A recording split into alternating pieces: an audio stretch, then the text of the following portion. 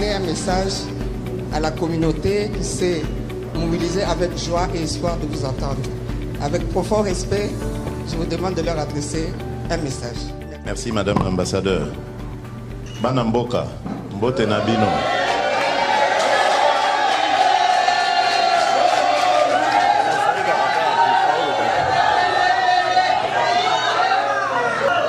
Alors Nangina Lobaboye, Mboka ezali ndenge bozali kolanda yango, donc tozali ko kamba yango malamu, mais moi bakokoso ezozanga te ndenge boyebi. Kokoso ya liboso ezali bitumba oyo bazali kobundisa biso na tina moko te, bitumba ya est oya bandeko na biso ya est bazali kokufa uta sikoyo 30 ans tozali kolemba te tozolela kaka bandeko na biso, mais esengo naza nango eza ya koyebisa bino ke masolo boyokaki ezalaki kosalema na Washington na misusu ezalaki kosalema na Doha na Qatar ekomi pembeni esila na mikolo ezali koya awa ba américain notamment Maison Blanche et Cotine de la biso officiellement ba invitation pour na kosilisa masolo wana par signature ya accord de paix. Kasi tozali ba naïf te toyebi ke bitumba wana biso te mutu tolukaka yango, bitumba wana balukeli biso yango po na bwanya o ezali na mboka na biso, ezalaki kosunga bapaya ebele ba voisin ebele oyo bazalaki kobongisa bamboka na bango na likolo na mikongo ya bandeko na biso na ya ekonomi na biso. Kasi tobundi makasi po tosisa minyoko wana tokomi na suka tolingi kobuka siko mbuma ya kimia ya libela na kati ya Congo démocratique.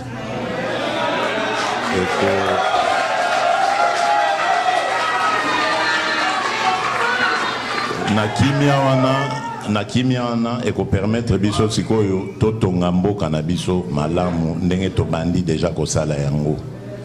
Soki bitumba oyo te nde tokomi mosika na banzi boyoki bozoyoka basango ndenge banzela ezotongama, ba université ezotongama, ba l'hôpital ezali kotongama, mbongo pe ebandi kozwa makasi, dollar ebandi kozonga sima, nyonso wana ezali ba objectif o ezali na programme na ngai etikali siko nde bilenge nazali kobongisa rencontre monene na Kinshasa na bilenge oto bengi table ronde na senga ki ba gouvernement ba bongisa yango na mikolo ezali koya na kokutana na bato nyonso oyo bazaka na likambo ba bengi parcours ya emploi to parcours ya création d'entreprise ya ba jeune. Donc je crois que likambo tokosala Afrique mobimba bako considérer biso lokola exemple pour tokosala la ba jeune na biso mosala de telle sorte que bazala lisusu na raison ya kokima Congo te batika na mboka na bango.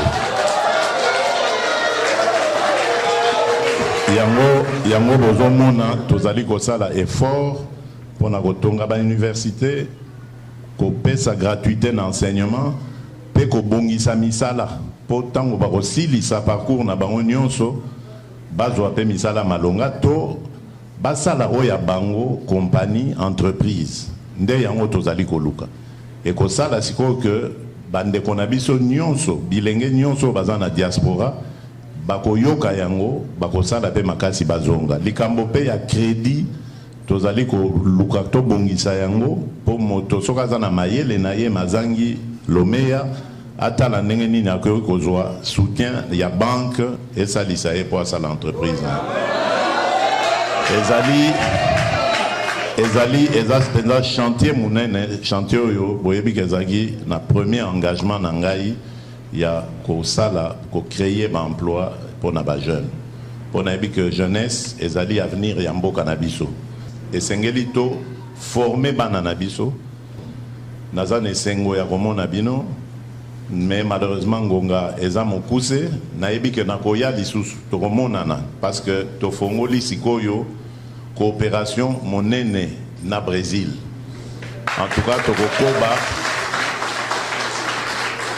tokokoba makasi penza na bandeko na biso ba brésilien. Tolingi sikoyo ko développer coopération sud-sud.